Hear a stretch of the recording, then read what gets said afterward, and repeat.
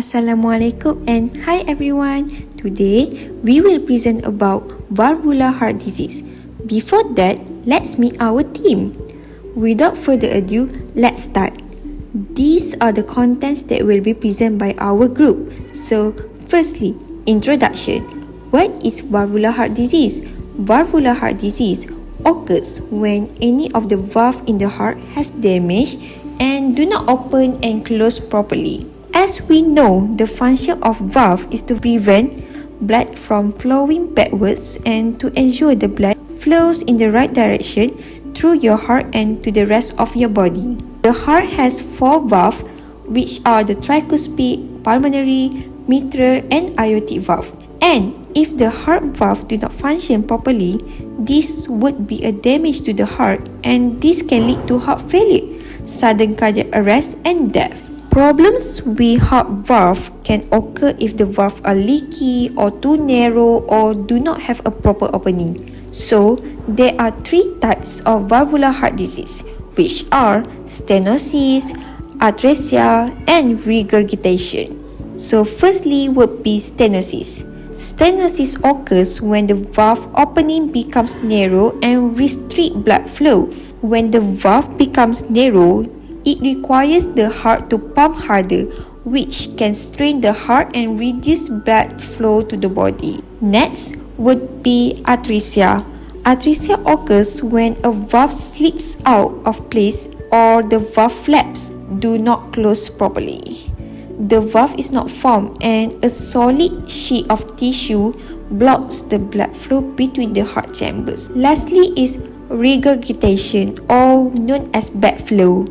This occurs when blood leaks backwards through a valve and sometimes due to prolapse. When this happens, the heart has to pump harder to make up for this backward flow. The rest of your body may get less blood flow.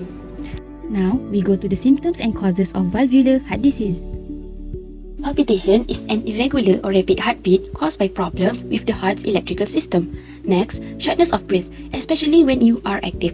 Valvular heart disease reduces the amount of oxygen available to fuel your body that causes breathlessness, fatigue or weakness that you may find it harder to do routine activities such as walking or housework, dizziness, abdominal pain due to an enlarged liver if there is tricuspid valve malfunction, and swelling that can occur when valve problem cause blood to back up in other parts of the body, leading to fluid build-up and swollen abdomen, feet, and ankles. The next symptoms are sudden weight gain, fever, irregular heartbeat, fainting, whooshing sound, which is the sound of heart murmuring between the heartbeat sounds that caused by the vibration of blood as it moves through the heart, which is normally undetectable by stethoscope.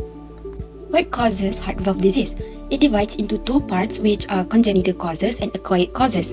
Congenital causes consist of 3 parts, which are congenital valvular heart disease, bicuspid aortic valve, and Marfan syndrome. Congenital valvular heart disease is a birth defect that may involve a heart valve being the wrong size or the wrong shape, or its valve flaps, which is leaflets, not being properly attached to the heart. The second one is bicuspid aortic valve disease, that is a congenital defect that affects the aortic valve. And the third one is Marfan syndrome, that is a genetic disorder that affects the body's connective tissue. People with Marfan syndrome may develop mitral valve prolapse and aortic valve regurgitation. The second part is acquired causes, that consists of family history, infection or inflammation, that is a scar tissue formed in the heart as a result of a previous infection or inflammation that can limit the valve's ability to open and close effectively. Radiation therapy for cancers can cause heart valve to thicken and narrow. Rheumatic fever, that is an inflammatory disease that can usually start as a strep throat or an infection involving strep, which is streptococcal bacteria. The next cause is age. The aging process may take a toll on our heart valve muscles, making them weak or damaged. This is why heart valve diseases are more common among the elderly. The next one is endocarditis, that occurs when a severe blood infection causes inflammation of the inner heart lining. This infection may settle on the heart's valve and damage them. Syphilis, a sexually transmitted infection, and myxomatous degeneration, that is an inherited connective tissues disorder that weakens the heart valve tissue.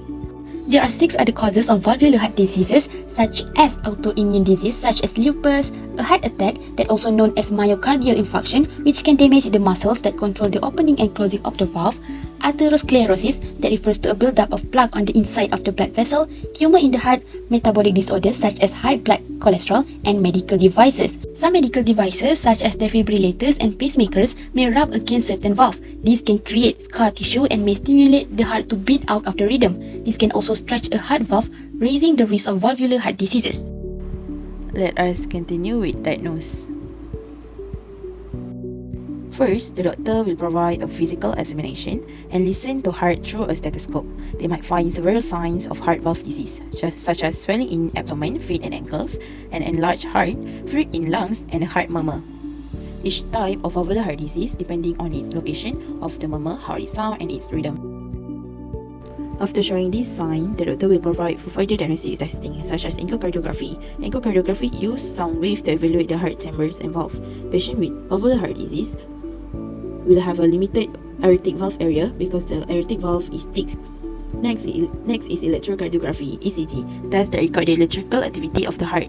Patient will show abnormal rhythm. Cardiac catheterization. This test involves the insertion of tiny hollow tube catheter through a large artery in the leg or arm leading to the heart to provide image of heart and blood vessel. This procedure is helpful in determining the type and certain valve disorder. Also, cardiac magnetic resonance imaging, MRI. MRI uses magnetic field and radio waves to create detailed image of heart. It's useful for detecting and measuring the autonomic valve area. In addition, transesophageal echocardiography, TEE. TEE performed by inserting a probe with an ultrasound transducer down to esophagus. This can provide clearer image than regular echocardiogram because esophagus is very close to the heart. Also, chest radiography. Chest radiography uses electromagnetic energy beam to provide image of heart, and it helps determine whether the heart is enlarged, and it can indicate certain type of heart valve disease. Next is compute tomography, CT. CT is imaging test that look at the artery that supply blood to the heart. Lastly, exercise testing. Different exercise tests help measure the activity tolerance and monitor heart's response to physical exertion. In patients with severe valvular heart disease, exercise testing helpful in determining the symptom and abnormal blood pressure response to exercise. We will continue with treatment for valvular heart disease. Firstly, medicine. Heart valve disease cannot be cured with medication. However, treatment can frequently relieve symptoms. This medicine might include first, tyrosine, beta blockers, and calcium channel blockers. This medicine can help to prevent abnormal heart rhythm and lessen the symptom of heart valve dysfunction. Next, medication to control blood pressure such as diuretic that can help increase urine production to remove excess water from the body, and vasodilator that help to relax the blood vessel and reduce the pressure the heart must pump again. Second is surgery. Surgery can be required to repair or replace the malfunctioning valve. Surgery could include heart valve repair. For example, remodeling abnormal valve tissue to make it function normally. Next, inserting prosthetic ring to help narrow a dilated valve, and use a patient-owned tissue.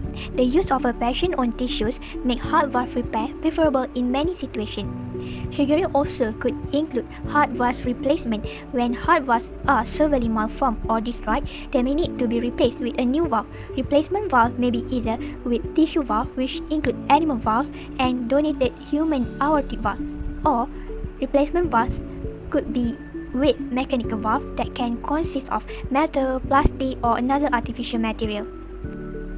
Lastly, balloon valvuloplasty. This is a non-surgical procedure in which a special catheter, hollow tube, is treated into a blood vessel in the groin and guided into the heart. At the tip of the catheter is a deflated balloon that is inserted into the narrow heart valve. Once in place, the balloon is inflated to stretch the valve open and then removed. This treatment is sometimes used to treat pulmonary stenosis and in some cases aortic stenosis.